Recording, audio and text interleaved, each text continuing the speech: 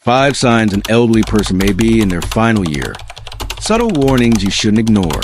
Well, hello there, my dear friends. Pull up a chair and let's have a little chat, shall we? I'm Margaret, and I turned 90 last spring. Can you believe it? I've lived through a lot in my 9 decades, and I've learned a thing or two about life, love, and the way time works its magic on us all. If you're new to this channel, welcome. This is a place where we talk about living well, staying healthy, and finding joy, especially as we get on in years. Today, I want to share something a bit more serious with you. Something I've come to understand after watching so many loved ones take their final steps on this earth. It's called 5 signs an elderly person may be in their final year. Subtle warnings you shouldn't ignore. Now, I know this might not be the easiest thing to hear. When you're in your 50s or 60s, looking after your parents, or even thinking about your own journey, it can feel heavy to talk about the end. But let me tell you, my dear, understanding these signs isn't about being afraid. It's about being ready, so you can make the most of every precious moment with the people you love. I've lost my husband, my sister, and so many dear friends over the years, and I've learned that life has a way of giving us little hints when someone's time is getting close.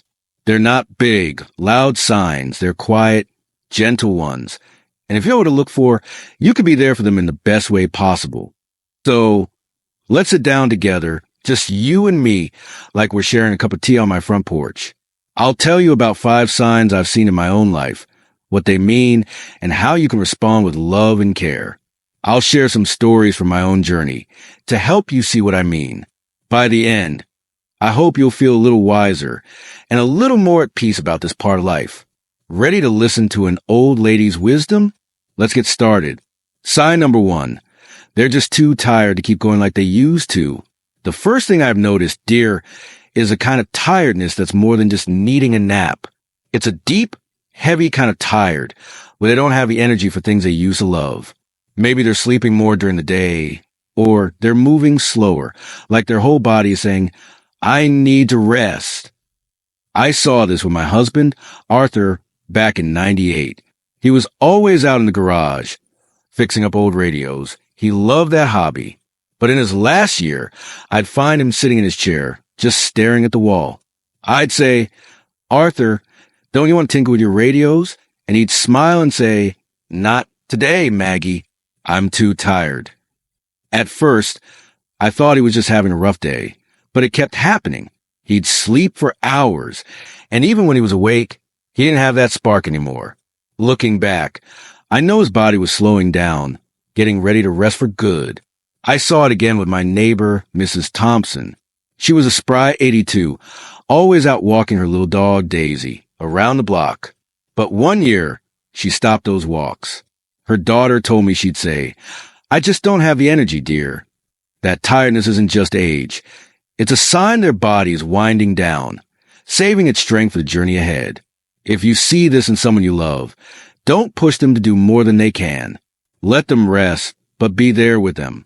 Sit and talk about the old days, or just hold their hand. Sometimes, that's all they need to feel loved. Sign number 2, they don't want to eat much anymore. The second sign I've learned to watch for is when they stop eating like they used to. Maybe they're not hungry, even for their favorite meals, or you notice they're losing weight without trying. Their clothes might start looking baggy, or their face might seem a little thinner. I remember my sister, Evelyn. She loved her apple pie, always had a slice after dinner.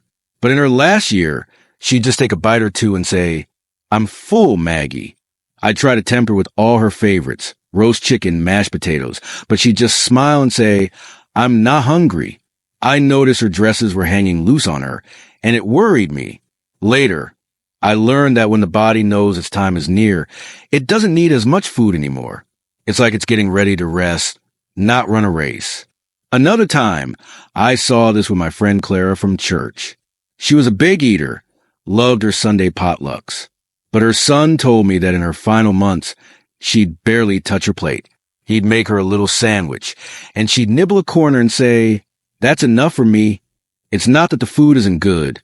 It's that their body is slowing down, and eating just isn't priority anymore.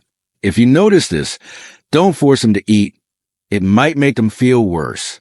Try giving them small bites of something they love, like a little ice cream or a sip of soup. It's more about the love you share in that moment than the food itself. Sign number 3. They start keeping to themselves more. The third sign is a bit harder to spot, but it's important. You might notice they're pulling back from the world, spending less time with people, not joining in on things they used to enjoy. It's not that they're mad or sad necessarily. It's more like they're turning inward, getting quiet. I saw this with my brother, Henry. He was a social man, always at the VFW hall with his buddies, playing cards and telling stories. But in his last year, he stopped going.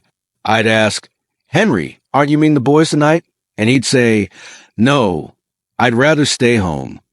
He'd sit on his porch, just watching the birds, like he was in his own little world.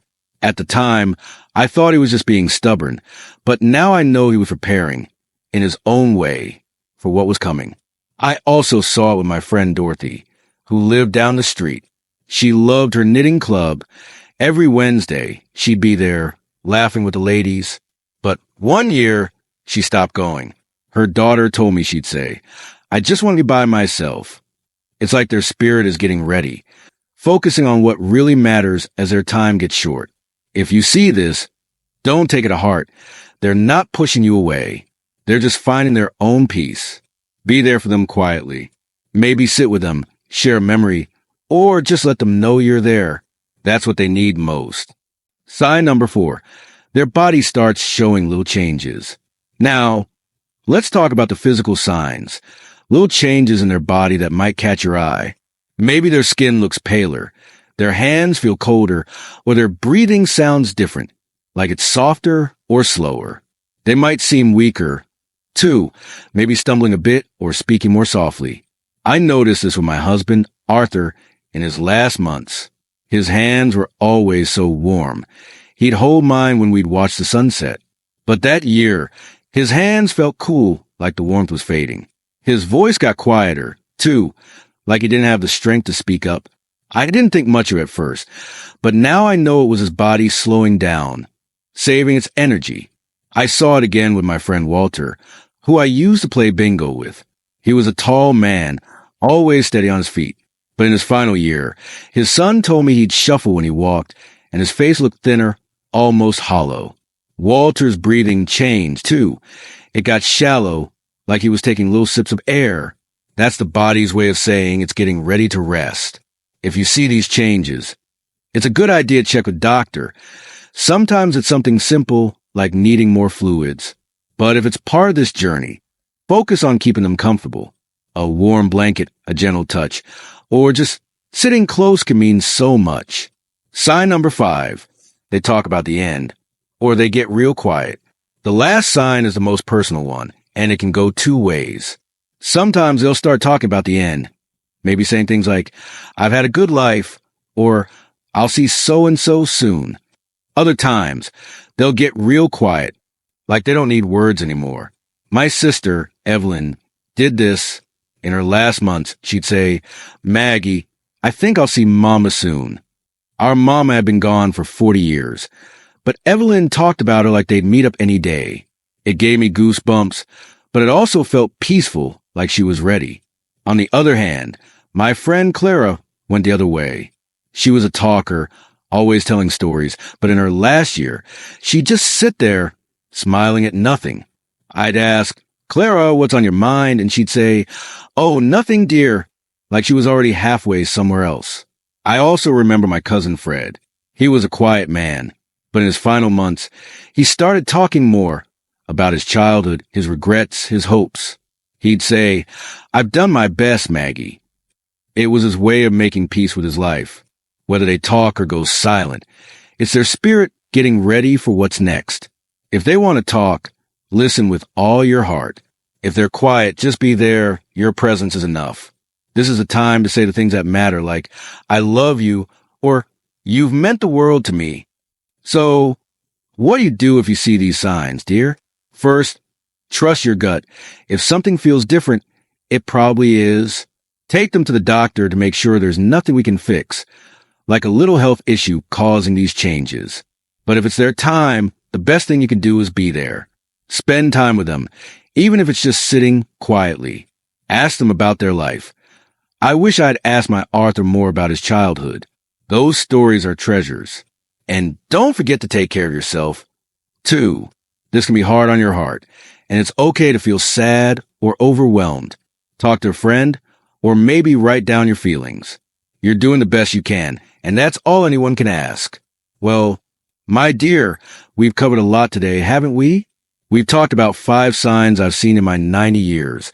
A deep tiredness, not eating much, pulling back in the world, little changes in their body and the way they talk or don't talk. I know it's not easy to think about, but I hope my stories have helped you see what to look for, so you can be there for your loved ones with all the love in your heart. If this meant something to you, give this video a little like. It helps others find it, too. And if you're not already part of our family here, hit that subscribe button. We're all about sharing wisdom and growing old gracefully together, and I'd love to have you along. Before I go, let me leave you with a little thought I've held on to all these years. Life isn't about how long we live, but how much we love. So, love with all you got every single day. If you got a story of your own or just want to say hello to an old lady like me, leave a comment. I read everyone, and I'd love to hear from you. Until next time, take care, and I'll see you soon. With all my love, Margaret.